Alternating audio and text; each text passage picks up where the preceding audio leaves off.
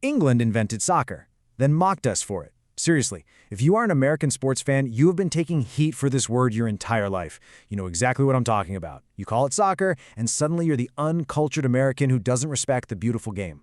But let me tell you right now, it is a massive, hilarious, historical lie. So, let's dive into this explainer, unpack the absolute biggest irony in the world's most popular sport, and then look ahead to how the global game is about to permanently conquer its final, undeniable frontier. Right out of the gate, we have to tackle the elephant in the room. You go online, you talk to literally anyone from Europe, and the second you drop the word soccer, you get absolutely dunked on. They treat you like you're clueless, they tell you it's called football, they tell you Americans ruin everything, and that we just randomly made up a fake word to be stubborn and culturally oblivious. But the absolute, objective truth? The word soccer is as deeply British as Buckingham Palace. I'm not kidding. You see, back in the late 1800s, posh university students over at Oxford and Cambridge had this incredibly annoying little fad. They loved to shorten words and slap an "air" at the end of them. So they took the official name of the sport, which was, and still is, association football. They shortened association to ASOC and eventually morphed that directly into soccer. They did the exact same thing with rugby, calling it rugger. So yes, the supposedly uncultured, unrefined American word was actually birthed by the British academic elite. We didn't invent it, we just inherited their slang. Section 1. The epic 1930 origin. Uruguay hosts the first World Cup. Now, to understand how this global phenomenon actually started, we have to travel back to 1930 and look at the grittiest, wildest circumstances imaginable. It all kicked off because the 1932 Los Angeles Olympics decided they were just going to drop football entirely. Well, FIFA president Jules Rimet wasn't having that, so he decided to organize his own standalone global tournament for 1930. He gave hosting rights to Uruguay, mostly because they had just won back-to-back Olympic golds and they were throwing a huge party for their Constitution's centenary. But there was a massive, looming problem. The Great Depression was absolutely wrecking the global economy, and crossing the Atlantic Ocean by boat was brutal. Most of Europe flat-out refused to make the trip. It took massive amounts of convincing just to get 4 European teams to cram onto a single ocean liner, the SS Conte Verde, and sail together to South America. Imagine that. Your opponents all stuck on the same boat for weeks. Once they finally hit dry land, history was made on July 13, 1930, when France's Lucien Laurent scored the first ever World Cup goal against Mexico. Keep in mind, the scale of this was absolutely nothing like the polished corporate spectacle we know today. There were exactly 13 teams in that inaugural tournament. 13. It was strictly an invitational setup. There were no intense multi-year qualification cycles. There were no billion-dollar global broadcast deals dictating the schedule. It is the only time in the history of the sport that a World Cup operated this way. You basically just had to agree to get on a boat, survive the trip, and show up to play. And the absolute most crucial point about this era is the sheer grit of the players involved. Forget modern sports science. Forget cryotherapy chambers and perfectly manicured grass. I want you to look at Uruguay's Héctor Castro. This man tragically lost his right forearm in a childhood accident involving an electric saw. His nickname was El Manco, the one-armed, but he didn't let that stop him.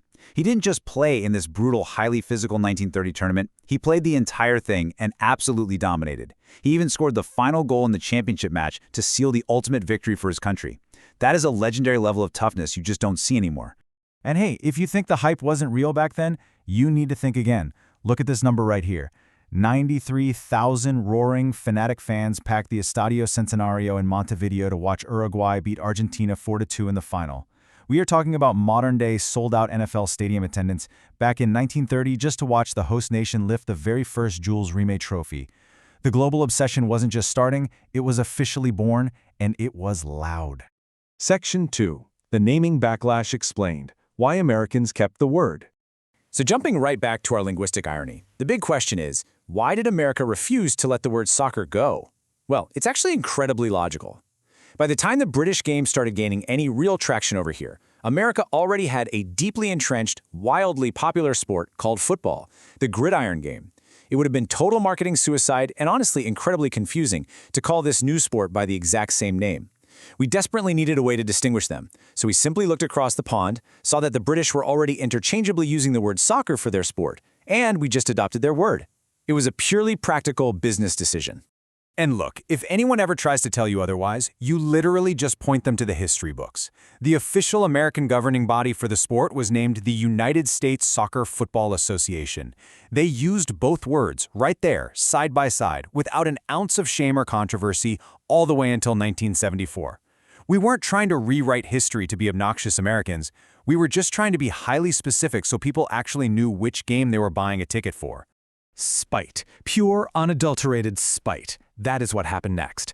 It wasn't until the 1980s that the British fully abandoned the word soccer. Historical linguists point out that it was largely a direct, highly emotional backlash against its growing American use. The sport was getting way more popular here in the States with the NASL. Americans were out there using the word soccer loudly and proudly, and the British cultural response was basically to panic and distance themselves from us as fast as humanly possible. They dropped your own word, strictly enforced football, and essentially pretended they never used soccer in the first place. It's wild. Section 3, 2026, The American Frontier, the biggest bet in soccer history.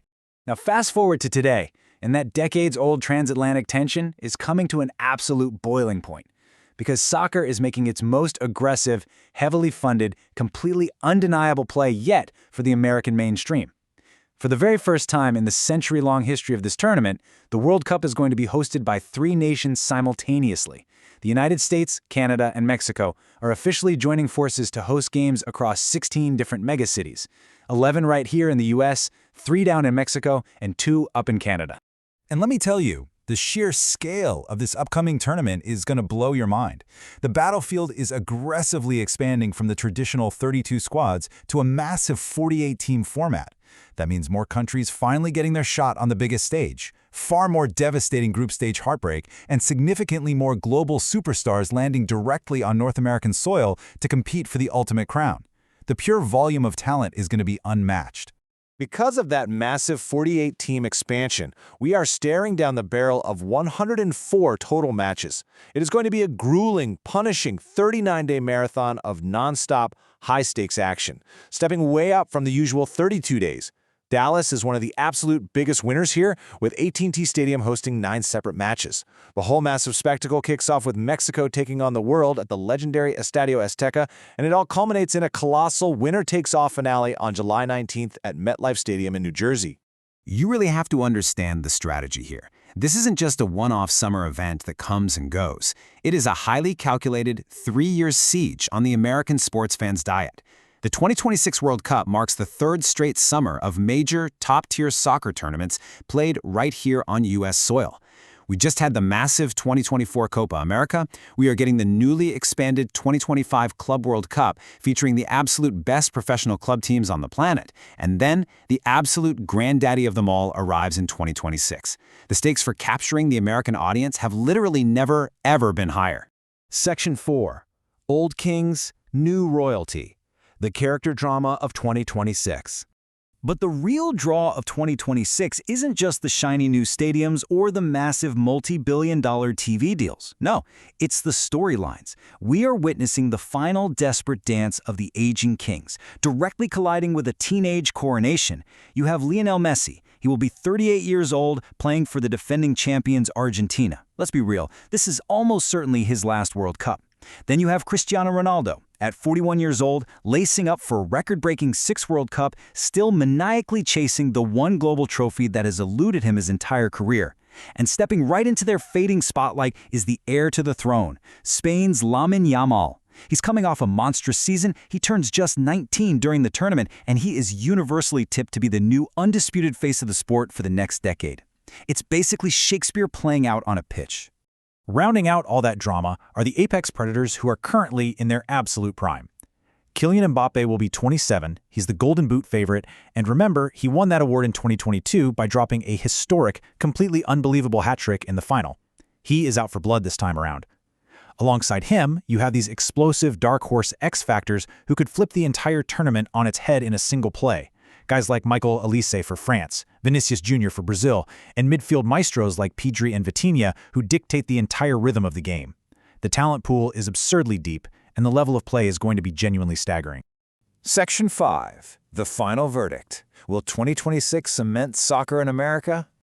So it's time to lay down a bold verdict on what all this history, all this spiteful naming drama and all this modern hype actually means.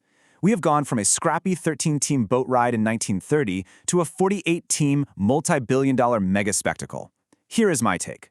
Yes, it is absolutely going to work.